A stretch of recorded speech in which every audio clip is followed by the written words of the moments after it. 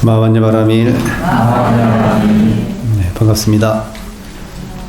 네, 날씨가 좋아서 그런지 다들 놀러 가셨나 봅니다. 자리가. 여러분은 참으로 희유하고 희유한 분들입니다. 왜 그럴까요? 잠깐의 즐거움을 멀리하고 어쨌든 도담을 듣기 위해서 잠깐이라도 이렇게 시간을 내서 온다는 게 쉽지 않을 텐데, 즐거움을 마다하고 법과 도를 찾아서, 저한테 법과 도는 있는지는 잘 모르겠지만 어쨌든 부처님 말씀을 듣기 위해서 이렇게 오신 걸 제가 참 희유하고 희유하다. 부처님께서도 당신의 말씀을 하기 전에 내 말을 들으려고 온 그 제자들한테 희유하고 희유하도다 이렇게 맨날 말씀하셨잖아요. 여러분 참 희유하신 분들입니다.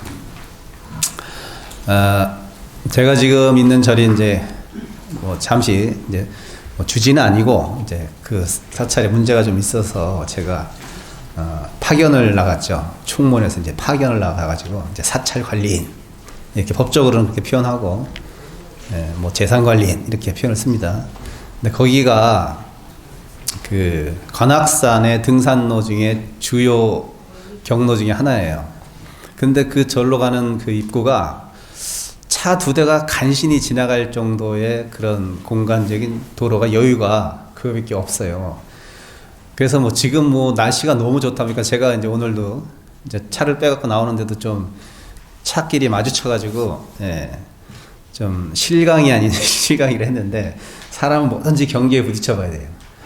총무 스님께서 이제 그런 얘기를 저한테 자주 했거든요. 요즘에 날씨가 이제 풀리다 보니 막 등산객이 막 어마어마하게 이제 올라오기 시작하고, 또 그냥 걸어오면 상관이 없는데 또 차를 몰고 와가지고 절 주위에다가 갓길에다가 막 주차를 하니까 이 차가 오고 가는데 너무 불편하고, 절에 신도들이 와야 되는데 신도들이 굉장히 불편함을 많이 겪는다. 그래서 제가 그 총무스님께서 하신 말씀이, 그래서 어떤 차가 너무 얌체 없이 이렇게 주차를 하고 또는 주차하려고 하길래 막 가서 따지고 막 경찰까지 불렀다.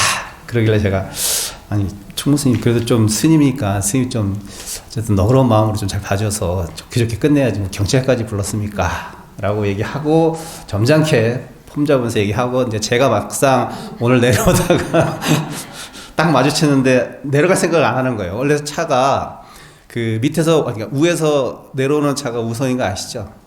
그러니까 올라오는 차는 똑같잖아요. 버스에서도 내리는 사람이 먼저 내리고 타는 거예요. 그쵸? 올라가는 사람은. 마찬가지로 만약에 하행으로 내려오는 차와 상행으로 올라가는 차가 만약에 맞붙어서 비킬 수 없는 거리라면 그 올라가려는 차가 뒤로 빼서 이렇게 좀 빠져줘야 되는데, 차는 좋은 걸 타시는데 인격은 그게 아닌지 어쩐지 뒤로 뺄 생각을 안 하길래 제가 열이 받아가지고, 나 지금 빨리 가야 되는데 지금 폐하로 내려가지고, 아니 당신 벗기도 모르냐고, 뒤로 빼야지 왜 안 빼냐 그때만 인상을 팍 쓰면서 억지로 뒤로 빼면서 제가 마음을 약간 상하면서 차를 몰고 오면서 나도 똑같구나 그렇게 생각했습니다. 경계에 부딪혀 보기 전까지는 다 누구나 도인같이 마음을 쓸 수 있어요. 진짜 경계에 딱 부딪히면 그 사람의 살림살이가 다 드러납니다. 그래서 사람은 겪어봐야 되고, 그쵸? 많은 시간을 같이 지내봐야지 그 사람이 됨됨이와 그 깊이 마음속에서 갖고 있는 인격이랄까?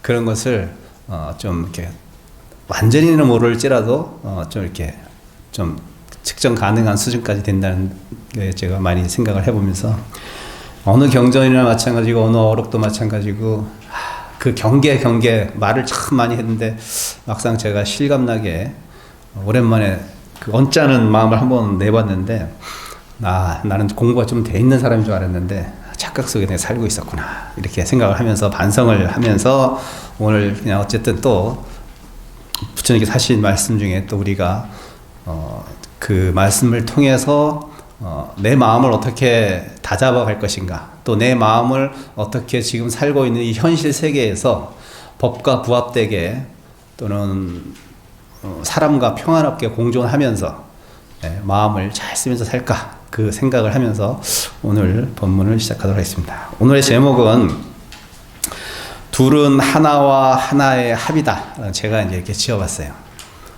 이거 여기에 토를 달 분은 없죠. 이거는 뭐 먼저 팩트죠. 2는 1 플러스 1이 2죠. 맞죠? 예.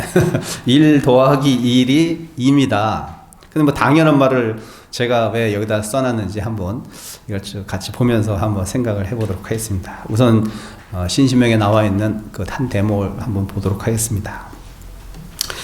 일공동양하야 제한만상이니라 불견정추이면 영유편당이겠는가. 네.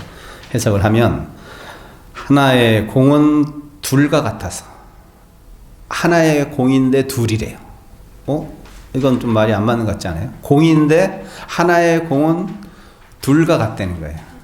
그러니까 1과 2가 2인데 0이 둘이라고 얘기할 수도 있다고 이렇게 얘기하시네요. 그게 맞는지 모르겠습니다. 제한만상이니라 하나의 공은 둘과 같아서 삼라만상을 가지런히 포함함이니라. 여기서 이제 중요한 것은 그러면 도대체 하나의 공은 무엇인가? 뭘 보고 이렇게 말씀하셨을까? 한번 그것을 풀이해 보도록 하겠습니다. 한번 읽어보면서 설명할 부분이 있으면 설명하고 이렇게 보태서 얘기하도록 하겠습니다. 수학적인 관점에서 보면 1은 1이고 2는 2입니다. 1은 절대로 그 단독적으로는 2가 될 수 없습니다. 수학적으로. 그래서 두 숫자는 철저하게 분리되어 있고 독립적입니다. 그렇죠. 1과 1은 낱낱이 떼어놓고 보면 그 둘은 독립적이죠. 아주 독립적이죠. 그것들이 합쳐져야만 2라는 숫자로 우리한테 현상적으로 인식되고 알미 발생합니다. 이와 비슷하게 우리는 삶을, 인생을, 사람을 또는 경계를 바라볼 때 너는 너이고 나는 나뿐이다 이렇게 생각하잖아요. 그렇지? 너도 존재로서 내 밖에 존재로서 존재하고 나는 또 그것을 바라보는 존재로 인식하는 나와 경계, 내가 생각하는 나와 내가 인식하는 세계, 내가 바라보는 세계는 나와의 별개로서 이 바깥 세상에 존재하고 그것을 나는 인식한다고. 이거 뭐 당연하게 여러분들은 아마 길거리 가서 물어보면 다 그렇게 생각할 거예요. 그걸 아주 철학적으로 얘기하면 분리적인 사고방식이라고 얘기하는 거죠. 나, 너, 나, 경계 이렇게 다 둘로 보는 거예요. 근데 이거는 사실은 맞는 얘기예요. 현상적으로 맞아요. 그래서 내가 내 눈으로 보고 내 귀로 듣고 소리를 듣고 빛을 보고 맛을 맛보고 이거는 완전히 맛보는 자와 맛보임을 당하는 것, 보는 자와 보여지는 것, 이 모든 것이 다 이렇게 분리적으로 우리한테 다 인식된다는 거예요. 그래서 마치 우리한테 인식되는 것은 다 이렇게 독립적으로 이렇게 무언가 분리돼서 있는 것처럼 알미 발생합니다. 근데 부처님은 거기에 동의하지 않습니다. 부처님은 어떻게 말씀하십니까? 보는 자와 보여지는 대상은 하나다 이렇게 하죠. 독립적이어야 되는데 어떻게 하나가 될까?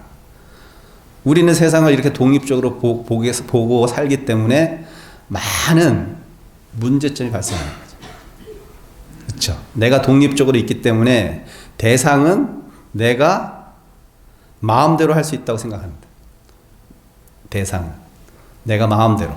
그러니까 만약에 예를 들면 뭐 나보다 약한 존재라고 생각했을 때는, 인식됐을 때는 얘는 내가 언제든지 노예로 부려도 되고, 내가 잡아먹어도 되고, 내가 마음대로 조정할 수 있는 대상이 된다. 근데 부처님께서는 그렇게 생각하지 않아요. 거기에서 우리는 분열과 다툼이라는 것이 일어나요. 분열과 다툼.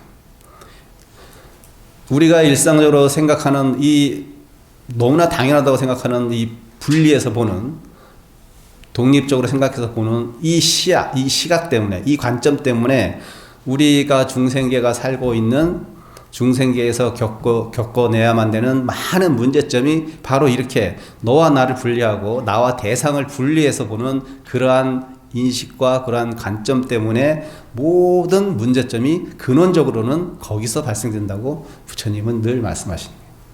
그래서 나와 부처님께서 하신 말씀은 보는 나와 보여지는 대상과 인식이 발생하잖아요. 요 세 가지는 사실은 하나예요. 이 셋 중에 하나라도 없으면 알이라는 것, 대상이라는 것, 나라는 것은 어디에도 세울 수가 없다라고 해요. 그것을 부처님은 그 별을 다 베고 나서 그 별을 이렇게 세울 때 만약에 한쪽이 없으면 무너져 쓰러지듯이 우리의 알미라는 것은, 인식이라는 것은 그렇게 세 가지가 화합할 때만이 발생되기 때문에 보는 나도 물론 소중한 존재라고 생각하면 보여지는 대상도 소중한 것이고 그 보여지는 대상이 인식되는 그 방식도 다 소중한 것이다. 이 세계가 하나라도 없으면 그것은 이 세계는 존립할 수 없다. 존재할 수 없다. 이것이 공이라고 얘기하는 것이다. 이걸 공이라고 하는 거예요. 이걸 영기라고 하고 이걸 상호 의존적이라고 하는 거예요. 그러니까 쉽게 얘기하면 아주 쉽게 비유해서 예쁜 아가씨들은 못생긴 아가씨들한테 감사함을 늘 느끼면서 살아야 되는 거죠. 근데 나 자기 잘났고 예쁘다고 무시하잖아요. 그러면 안 된다는 거예요. 못생긴 여자가 있기 때문에 예쁜 여자가 자기가 인식되는 거예요. 그러니까 이 못생긴 여자는 자기의 예쁨을 돋보이기 위해서 아주 필요한 존재인 거예요. 무시의 대상이 아니라 아주 필수 요소들이란 말이에요. 근데 우리는 살다 보면 자기 혼자 잘난 맛에 못생긴 사람이라든지 추한 사람이든지 가난한 사람이든지 다 약간은 무시하는 태도로 대하잖아요. 사실은 그러면 안 된다는 거죠. 무엇이 있기 위해서는 무엇이 꼭 필요한 거예요. 내가 있기 위해서는 남이 필요한 거예요. 이렇게 생각을 해야 되는 게 불자들은 내가 있기 위해서는 당신이 있어야 됩니다. 내가 알기 위해서는 대상이 있어야 됩니다. 대상은 그래서 나한테 얼마나 소중한 것이고 또 나를 존립케 하는 아주 중요한 요소인 거죠. 이렇게 생각한다면 내가 불필요하다고 생각하는 것들 또는 내가 굳이 이렇게 생각하는 모든 것들이 하나하나 소중하지 않은 것이 없다. 아무 나와 관계없는 스쳐 지나가는 아주 조그만 바위, 돌덩이, 풀잎 이런 것이 나와는 별개의 세계에 존재하는 것처럼 느끼지만 결국 그 풀 한 폭이 바위 하나가 결국은 나와 관계를 맺으면서 나를 있게끔 하는 아주 소중한 존재들이는 거예요. 그렇게 생각하면 다툴 것도 없고 화날 것도 없고 싸울 일도 없고 그렇게 마음이 완전히 변혁되고 순화돼가지고 그렇게 마음을 쓰는 자가 도인이 되는 것이고 깨달은 자의 삶이 되는 거죠. 우리는 잘 안 되지 사실. 꼭 분리해서 보죠. 네. 그래서 만약에 어떤 그런 불법의 인식에, 불법의 생각에, 불법의 마음씀에 가까이 간 사람들이라면 조금이나마 내 옆에 있는 사람이라든지 내 이웃이라든지 크게는 내 사회라든지 마을이라든지 국가라든지 이렇게 점점 확대해 나가면서 동일시하고 그것과 내 마음을 합치돼서 같이 나가려고 하는 그런 마음씀을 갖는 사람이 되는 거죠. 사회의 아픔, 약자의 아픔이 곧 나의 아픔처럼 느껴지는 거죠. 그런 사람들은. 저 사람이 나하고는 별개로 있지만 내가 저 사람의 부유하고 가난함에 아무런 영향도 미치지 못한 것 같지만 결국 우리 세계는 세계 일화라고 하잖아요. 세계 일화. 하나의 꽃이란 말이죠. 꽃은 이파리만 있어도 안 되고 뿌리만 있어도 안 되고 모든 것이 뿌리도 있어야 되고 줄기도 있어야 되고 이파리도 있어야 되고 향기도 있어야 되고 꽃잎도 있어야 되고 이 모든 것이 하나로 조화를 이룰 때야 완전한 꽃으로서 이 세계에 나타나고 아름답다라는 인식을 우리한테 주듯이 그 하나하나에 뿌리에 붙은 작은 흙덩이 하나일지라도 그 꽃과 같이 다 하나인 거예요. 꽃을 키울 때 그 땅의 모든 기운, 그 땅의 기운을 주는 하늘의 기운, 그 하늘을 있게끔 하는 이 우주의 기운, 이 모든 것이 다 하나로 이루어졌기 때문에 하나의 국화꽃이 우리한테 인식되고 알미 발생되고 아름다움을 느끼는 그런 감수성을 주는 거죠. 그래서 시인들은 천재예요. 제가 보기엔 시인들은 거의 수자입니다. 수자. 관점이 완전히 달라요. 그러니까 그런 시들이 나오는 거죠. 그 꽃을 피우기 위해서 그 새는 꽃이 피는 것과 새가 우는 것이 무슨 연관성이 있어요? 상식으로 생각하면 아무 연관성 없잖아요. 근데 그 시인은 그 꽃을 피우기 위해서 소쩍새가 그렇게 울었나 보다라고 이렇게 표현을 하잖아요. 근데 그게 맞는 얘기거든요. 아무 관계가 없지만 관계가 있어요. 아무 관계 없다고 생각하는 것은 중생의 시가 관점이고, 그것이 관계에 있다고 보는 것은 보살의 관점입니다. 그러니까 소쩍새가 우는 것은 아름답게 들린 애가 아니라, 아, 저 소쩍새의 울음소리는 이 세계를 잊게 하는 세계를 잊게 하는 새소리, 단순히 아름다운 새소리가 아니라 나로 하여금 이 세계가 있게 하고 나를 존재케 하는 그것이다, 소리다, 이렇게 느끼는 거예요. 그래서 어떤 도인은 깨닫기 전에는 사실은 도가 따로 있는 줄 알고 도를 구하러 다니지만, 결국은 소리를 어떤 한 소식을 하고 나서는 가서 그 시를 짓기를, 또는 시라고 하기도 하고 뭐 우리 깨달은 개성이라고 하잖아요. 어떻게 표현했어요?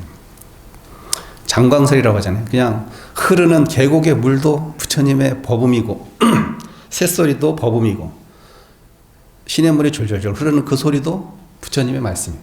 모든 것이 장광, 이 세계의 모든 것이 다 부처님의 말씀이다, 이렇게까지 표현을 했단 말이죠. 네. 그렇게 볼 줄 알아야 불교적인 심성과 감성을 갖고 있는 삶을 살아나갈 수 있는 거죠. 그래서 개별적인 개체로 본다면 나와 당신은 별개로 존재하는 듯 보입니다. 옳은 관점처럼 보이지만 불교적 관점에서는 좀 다르게 보일 수도 있습니다. 숫자 2는 1과 1이 더해져야 가능한 숫자입니다. 그렇죠? 숫자 2 속에는 숫자 1을 포함하고 있어야 합니다. 그렇죠? 숫자 2는 마치 1과는 별개처럼 존재하는 것 같지만 결국 2가 되기 위해서는 1과 1이 있어야지만 2가 된다는 얘기죠. 그래서 표면적으로는 우리한테는 2로 보이지만 내면적으로 깊게 파고 들어가면 그 2는 1과 1의 합이 2인 것입니다. 근데 우리가 세상에 드러나는 방식은 그냥 단독적으로 보이는 2로밖에 보이지 않습니다. 하지만 그 속에 내재되어 있는 2를 볼 수 있어야 합니다. 자, 컴퓨터 화면상에 보이는 다양하고 화려한 화면도 사실은 숫자 1과 0의 조합일 뿐입니다. 여러분 지금 뭐 핸드폰 많이 다 갖고 계시지만 핸드폰에서 뭐 아름다운 어떤 사진 또는 풍경을 봤다고 해요. 그럼 마치 그것이 그런 어떤 것을 딱 옮겨오는 거나 찍어놓은 것이 아니에요. 화면상으로는 우리 눈에는 현상적으로는 그렇게 아름다운 풍경으로 보이지만 아주 그 근본 자리로 깊이 들어가면 어떻게 돼요? 그건 그냥 1과 0의 합의 모습이 수많은 숫자로 모이다 보니까 우리한테 아름다운 광경으로 보이는 것 뿐이에요. 근데 마치 우리는 보이는 대로 느끼고 보이는 대로 생각하기 때문에 중생들은 그걸 생각 안 하고 이것이 근본적인 자리에서는 0과 1의 합일 뿐입니다. 컴퓨터상에 그래요. 0과 1의 합이 우리 눈에는 너무나 아름다운 풍경으로, 아름다운 꽃으로 보이지만, 예, 그건 사실은 0과 1의 합이에요. 예, 그렇게 볼 수도 있어야 되는 거예요. 아름다움도 느끼는 감성도 필요하지만 때로는 냉철하게 이것은 객관적으로 0과 1의 합의 조합일 뿐이다. 나라는 존재가 숨쉬고 느끼고 사랑하고 미워하고 하는 존재처럼 느껴지죠. 그렇게 또 살고 있지만 결국 이놈은 어떤 놈이에요? 안입이 설신이 색성의 미촉법이 만나서 있는 그냥 존재예요. 그냥 그렇게 구성된 놈일 뿐이야. 예. 눈을 갖고 태어나고 코를 갖고 태어나고 입을 갖고 태어나고 느낌을 갖고 태어나고 그냥 이것들이 우연한데 모였는지 아니면 인연법에 따라 모였는지 모르겠지만 그 인연법에 따라 모여서 이렇게 나라는 현상으로 지금 딱 드러나서 내가 지금 마치 있어서 느끼는 것이 아니라니까. 그 안입이 설신이 모여서 요놈이 화면처럼 딱 드러나서 지금 내가 있는 거예요. 근본적인 자리는 안입이 설신의 조합일 뿐이야, 우리는. 근데 우리는 그 안입이 설신에 속아서 맨날 그것이 아름답니, 못생겼니, 차가우니, 덥니, 따뜻하니, 뭐 느낌이 좋니, 안 좋니, 욕을 하니, 욕을 먹니, 이런 뭐 아주 그냥 현상적으로 드러난 것이 마치 그것이 객관적으로 존재하고 내가 듣는 내가 있어서 내가 기분 나쁜 것처럼. 결국 따져보면은 내 귀에 내가 속고 있고, 내가 보는 거에 내가 속고 있고, 내 느낌에 내가 속고 있다는 걸 까맣게 잊어버린 채. 느낌은 마저 내가 느끼는 것은 마치 객관적으로 어떤 존재하는 느낌인 양, 보는 것은 내가 본다고 생각하는 그 생각도 맞는 것처럼. 근데 아주 본질적으로 따져보면 여러분이 느끼는 느낌도 마찬가지고, 듣는 소리도 마찬가지고, 보는 것도 마찬가지고, 여러분은 다 속고 있다는 말이에요. 여러분은 감각에 속고 있어요. 지금 다 감각에. 자, 여러분 지금 가만히 있잖아요. 지금 버스를 타거나 빠른 차를 타면 속도를 느끼죠. 그래봤자 시속 빨라봤자 100km, 더 빨리 가봤자 160km예요. 차로 간다 치면 그때는 속력을 느껴요. 지금 속력 안 느끼죠? 느낌 안 오죠? 지구가 지금 자전을 얼마나 빨리 하는 줄 아세요, 여러분? 몇백 킬로로 지금 자전 돌고 있어요, 지금. 여러분 못 느끼잖아. 그러면 지구가 돌고 있는데 여러분 왜 못 느껴? 그러면 속도가 있는 거야, 없는 거야? 에? 속도가 있어요, 없어요? 속도가 있다면 느껴야지. 지구 자전 안 하는 거예요? 멈춰 있어? 그럼 멈춰 있으면 뭐 봄, 여름, 가을, 겨울도 없고 아무것도 없어요. 더운 날은 맨날 덥고 추운 날은 맨날 추워야 돼. 그렇지 않잖아. 돌기 때문에 이게 추웠다 더웠다 하고 막 그렇게 되는 거란 말이야. 햇빛이 비는 거에 따라서. 여러분은 지구가 도는 속도는 못 느끼면서 왜 차는 빨리 가면 빠르다고 그러고 늦으면 늦다 그러고. 이 감각에 다 속은 거야, 우리가. 속았다는 표현이 마치 누구가 나를 의도적으로 속인 거 그런 의미가 아니라 믿지 말라는 거예요. 여러분의 감각을 믿지 말고 감각은 늘 변하는 거니까. 이렇게 생각해야 돼. 그러니까 괴로움이라는 감각, 괴로움이라는 느낌, 좋다는 느낌도 사실은 다 흘러가는 어떤 한순간의 인연들이 모여서 만들어진 거라고 생각하면 내가 그렇게 화낼 필요도 없고 내가 그렇게 슬퍼할 필요도 없어요. 잠시 느낄 수는 있어. 잠시 슬퍼할 수는 있어. 그렇지만 거기에 너무 빠져서 나를 너무 괴롭히지 말라는 것. 예. 그것들은 일순간에 어떠한 인연에 의해서 잠시 내가 느끼게 현상적으로 드러나는 것 뿐이에요. 그렇다고 그 현상을 내가 늘 똑같은 감정으로, 똑같은 느낌으로 보는 게 아니야. 변해. 이놈이 변해. 내 마음이 변한다니까. 근데 그 변하는 그 마음을 왜 나라고 자꾸 착각을 하냔 말이지. 내 느낌, 내 시각, 내가 듣는 것. 이게 나라는 맨날 내가라고 맨날 그 생각이 앞에 붙어. 그냥 듣는다. 그냥 본다.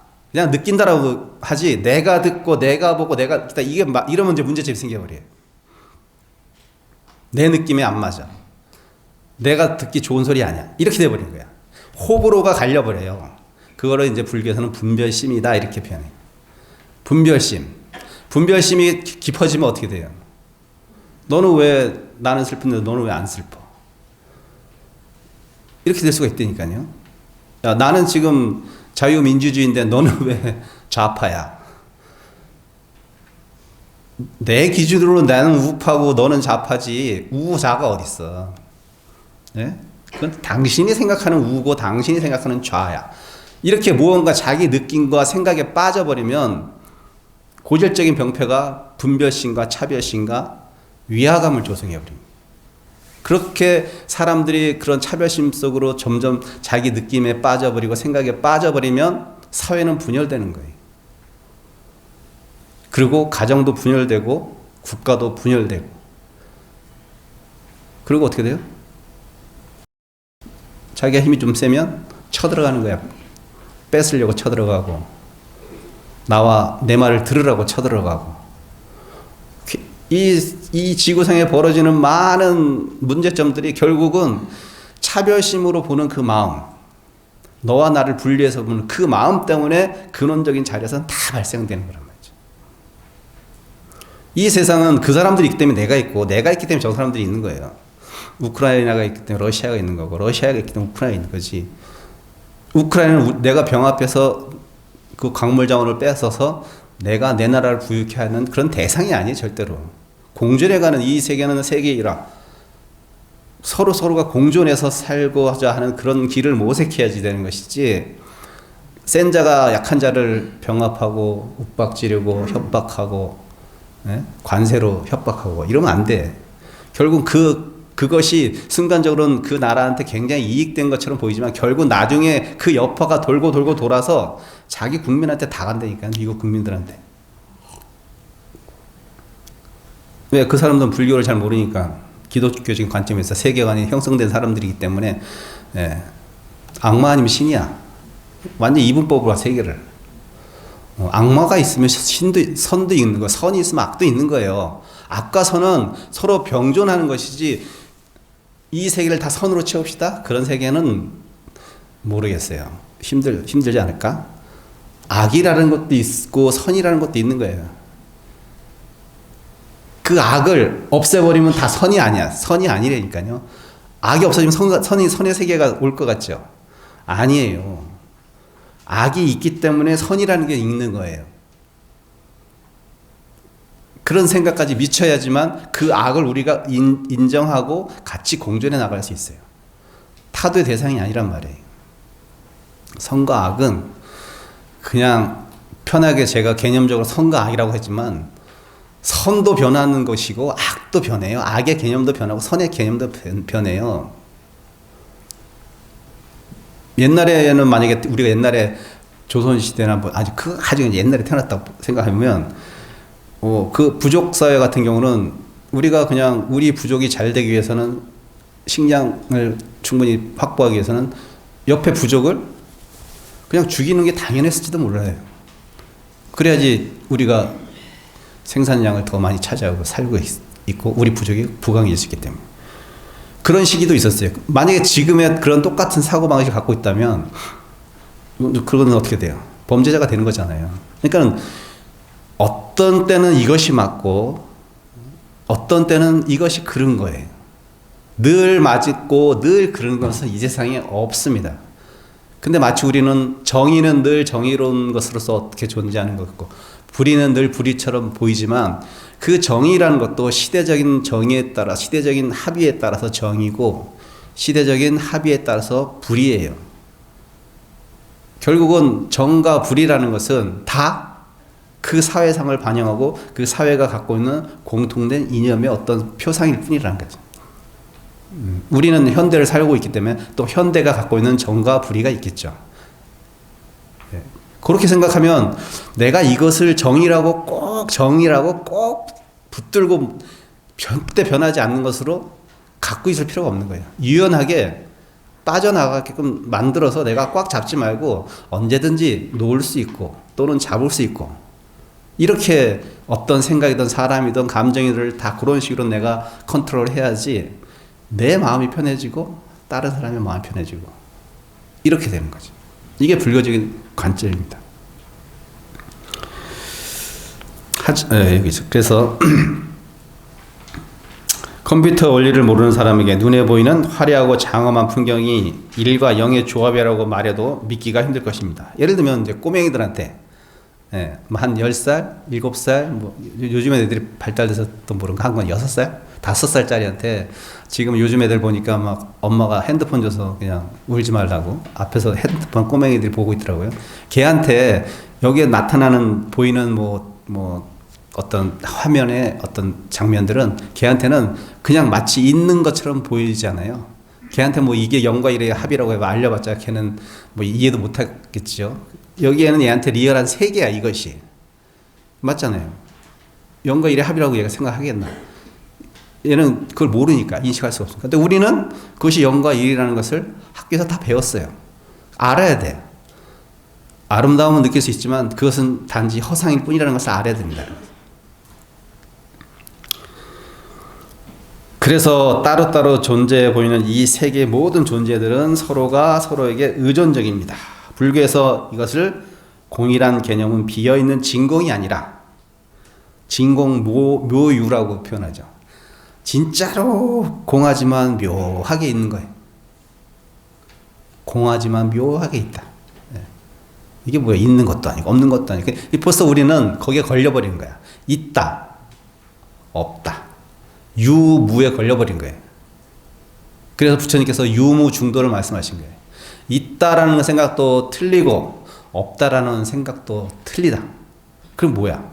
있다와 없다의 중간인가? 그런 말이 아니에요. 있다라는 생각에 치우치면 나라는 생각을 세우잖아. 내가 이렇게 돼. 그 없다라 그러면 너무 허무해. 공이야. 그럼 아무 삶의 의미가 없는 거예요. 그럼 그렇게 살아도 안 되잖아요. 그럼 어떻게 돼요? 묘하게 있는 거야. 나라는 것은 내세울 때가 있어야 되고, 또는 나라는 것을 무아라는 생각으로 또 있을 때도 있어야 되는 거예요. 그래서 방편을 잘 싸서 왔다 갔다 이렇게 쓰는 사람이 진짜로 공을 이해하고 나를 이해한 사람이죠. 내 존재를 이해한 사람이죠. 근데 우리는 있다라는 것에 다 치우쳐 있어요. 내가 있다, 저 사람이 있다, 무엇이 있다. 있다라는 것은 없음으로서 있고, 그쵸? 불교적으로 얘기하면 그래요. 있다라는 것은 없음으로 존재하고, 없는 것은 있음으로 존재하는 거예요. 이 없음과 있음이라는 건 서로 존재의 필요 불가결한 존재들이에요. 없음도 다 없애버리면 있음도 없고, 있음도 다 없애버리면 없음도 없는 거예요. 네. 이 말이 어렵나요? 표정들이. 눈앞에 펼쳐진 이 세계 삼라만상은 모두가 독립적으로 아름답게 어울려 보입니다. 불교적으로 보면 나는 육군 중에서 안근을 통해서 새끼인 대상을 보고 인식하고 알아차립니다. 일반적으로 내 눈에 들어오는 아름다운 벚꽃은 나와는 별개로 밖에 존재하는 대상으로 보입니다. 하지만 깊이 사유해 보면 대상에 대한 알m은 나와 대상을 분리해서는 존재할 수가 없습니다.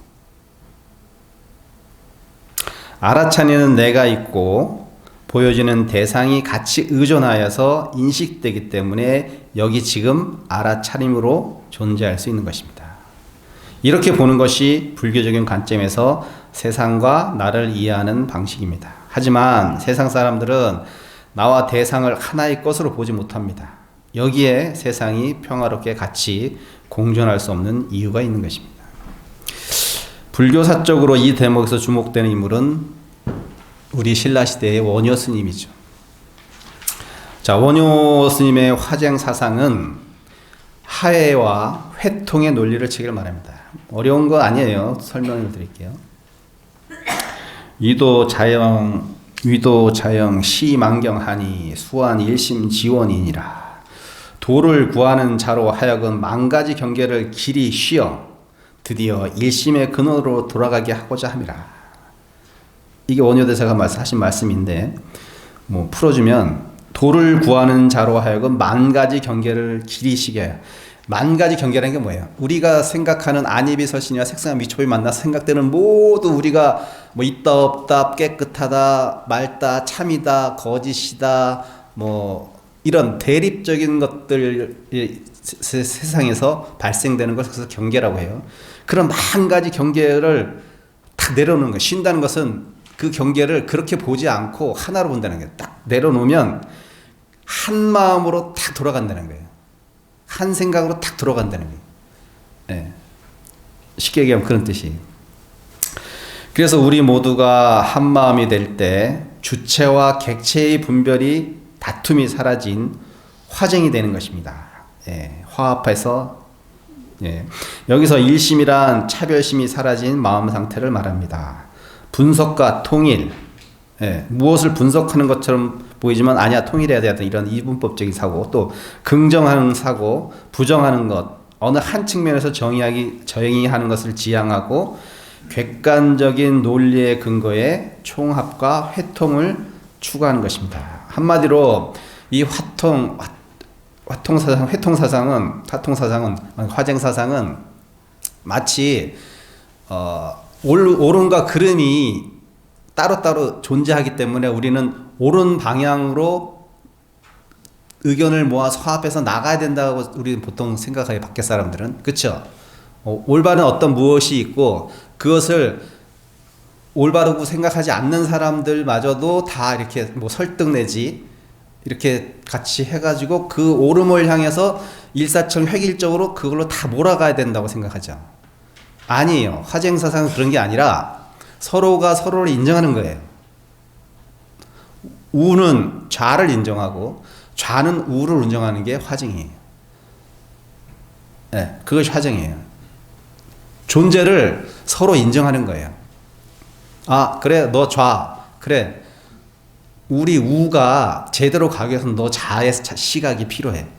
그러니까 너는 타도의 대상이 아니고 같이 가야 될 동반자야라고 생각을 하고 반대적으로 똑같이 그렇게 가야지만 완전한 화합이 이루어지는 거예요. 화쟁이 일어나는 거죠. 근데 우리는 잘못 생각하기를 마치 화쟁하면 무언가 이것을 통합해서 그냥 통합하기보다는 옛 것과 옛 것을 서로 살리지 못하고 하나의 의견을 묵살내지 좋은 방향이라고 생각하는 방향으로 이끌어서 이 사람들을 설득내지 이렇게 해서 이렇게 가야 된다고 생각하지만 그렇게 되면 어떻게 돼요? 이 지금 작금의 상황이 딱 그런 상황이잖아요. 막 나눠져 있잖아요. 지금 쟤는 무조건 타도의 대상이고 서로가 서로의 존재를 인정하지 않아요. 그러니까 이 사회가 이렇게 국가가 이렇게 시끄러운 거예요. 이럴 때 원효 스님이 가진 이 화쟁사상이 그들에게 사회적으로 좀 알려지고 어떤 뭐 매스컴을 통해서 조금만 전해진다면 좀 뭔가 생각을 바꿀 수 있는 기회를 줄 수 있을 텐데 좀 안타깝게 어디에도 어떤 뉴스에도 원효 스님의 화쟁의 어떤 화쟁이란 단어는 나와요. 그렇지만 그 화쟁이 어떤 생각의 화쟁인지를 어떤 의미의 화쟁인지를 정확히 알고 있는 사람들은 없어요. 제가 보니까. 그것은 화쟁은 화합한다는 의미가 아니라 그냥 너의 존재를 인정하는 거야. 그냥 너 나를 위해서 필요하고 나도 너를 위해서 필요한 거야. 그러니까 인정. 오케이. 인정하고 그리고 우리 대안을 찾아보자 이거예요. 하나를 모으는 게 아니에요. 인정하고 대안을 찾아보자. 이게 화쟁입니다. 그래서 화쟁 사상의 근본 원리는 극단을 버리고 화합하고 논쟁하고 그런 거죠. 자기 의견을 피력하는 거. 이 양면을 인정하는 데서 출발합니다. 근데 지금은 어때요? 상대방 하는 얘기는 뭐 필요 없어. 우가 얘기하는 것은 다 그러. 또 우의 입장에서도 좌가 얘기하는 것은 아니야. 탄핵과 비탄핵으로 나눠갖고 지금 그러고 있잖아요. 절대 인정 안 해. 서로.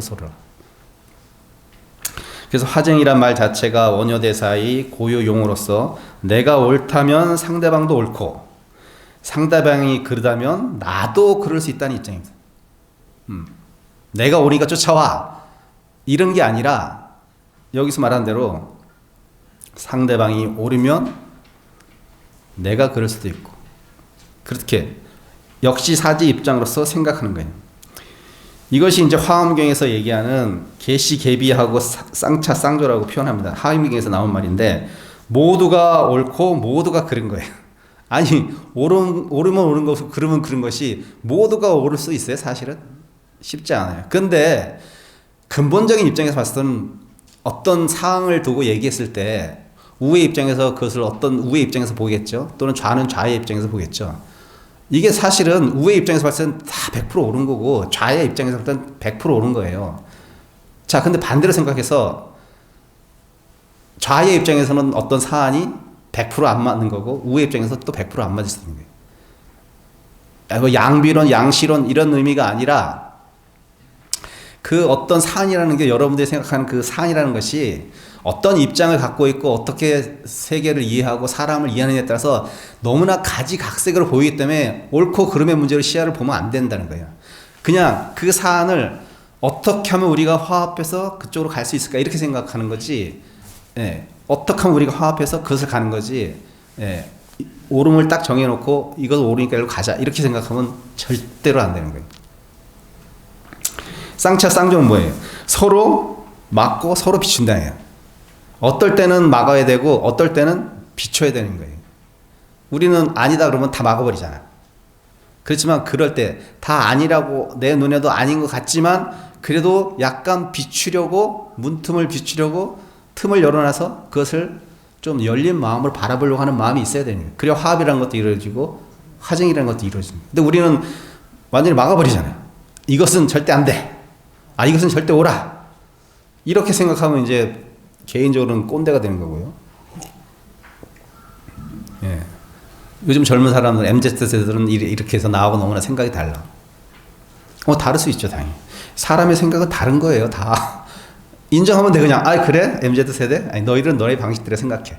나는 내 방식대로 생각하자. 근데 우리가 잘 생각을 서로 교환하고 통섭해서 좀 너도 행복하고 나도 행복한 거로 나가자. 이렇게 얘기가 된 거지.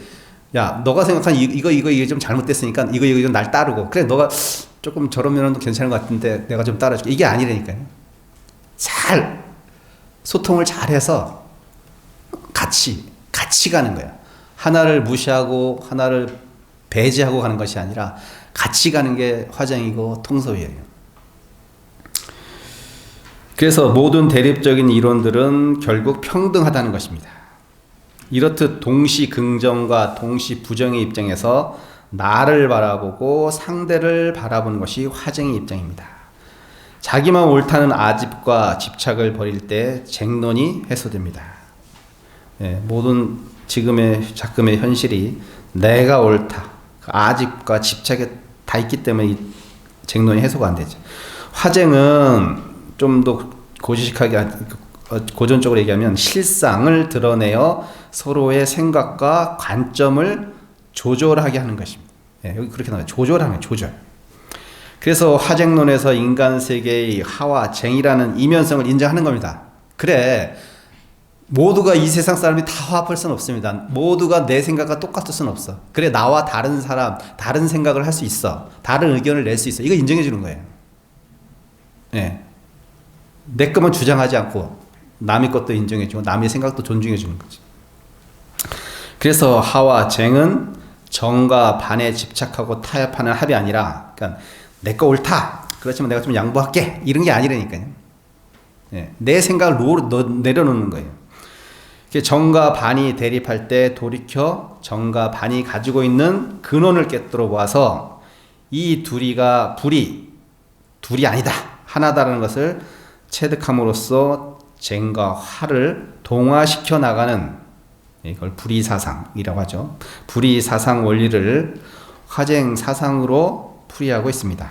우리 사회는 분쟁과 갈등 그 자체를 문제 삼고 있습니다. 맨날 분쟁하고 갈등한다고 하지만 그 분쟁과 갈등은 사실은 또는 어떻게 보면 새로운 사회로 나가기 위한 하나의 고통이고 아픔일 수가 있는 거예요. 그러니까 현상적으로 벌어져 있는 좌우, 우리는 옛날에 유교사변 끝나고 얼마나 좌우가 나눠져서 지금보다 더 치열하게, 그때는 뭐 엄청난 암살도 일어나고 많은 사람들이 죽어나갔죠. 그 유교사변이 아니라 유교사변 나기 전에 일제에서 해방됐을 때. 그때 많은 우와 좌로 나눠가지고 사회주의와 공산주의, 민주주의 섞여가지고 막 엄청나게 소용돌이 속에 많은 사람들이 죽어나가고 극렬하게 이거보다 지금 현실보다 더 분열을 겪은 사회가 바로 우리 사회, 지금 대한민국의 1950년대의 사회였단 말이에요. 근데 우리가 그것을 딛고 일어나서 경제 개발을 이루고 지금에까지 이제 2만 5천 불까지 갈 수 있는 선진국 대열에까지 지금 도달해서 또 이런 아픔을 또 겪고 있어요, 사실은. 그러니까 이것을 갖고 문제로만 볼 필요는 없어요.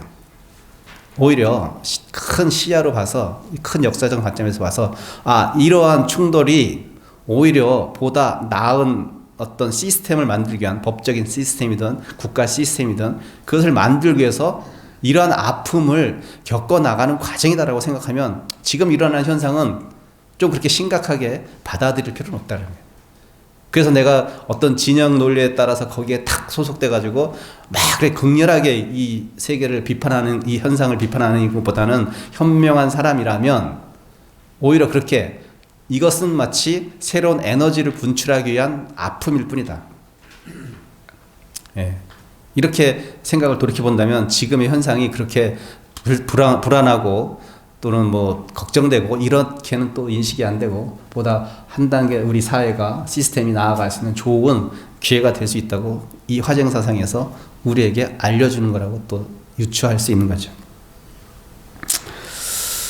그래서 화쟁이라는 것은 다른 것을 녹여 하나로 만들거나 다른 하나를 종식시켜 해결하는 것이 아닙니다. 서로 다른 생각을 유지하는 가운데 어떻게 공존할 것이냐 하는 문제입니다. 원효 스님께서 이렇게 화쟁사상을 아마 부르짖는 데에는 사회적인 현상도 있었을 거라고 생각해요. 왜냐하면 그때 신라가 한참 통일운동 시기였잖아요. 삼국 통일에 몰두할 때였단 말이에요. 그럼 아마 이웃나라와 많은 어떤 그런 갈등이 있을 거 아니에요. 그러니까 사회도 마찬가지 분열돼 있을 거라고 생각해요. 그때 원효 스님께서 들고 나온 게 이 화쟁사상인 거예요. 그 사회가 그 당시 신라가 그랬단 말이에요. 그와 비춰서 지금 몇천 년이 흘렀지만 지금 우리나라도 어떻게 보면 남과 북으로 나눠져 있고 또 이렇게 사회적인 어떤 고통으로 이런 드러나는 모습이 다시금 어떻게 보면 이런 화쟁 사상을 통해서 보다 나은 세계로 나아가기 위한 좋은 또 밑거름이 될 수도 있다고 생각이 됩니다. 그리하여 화쟁은 상대방이 옳음을 발견하는 과정이 됩니다.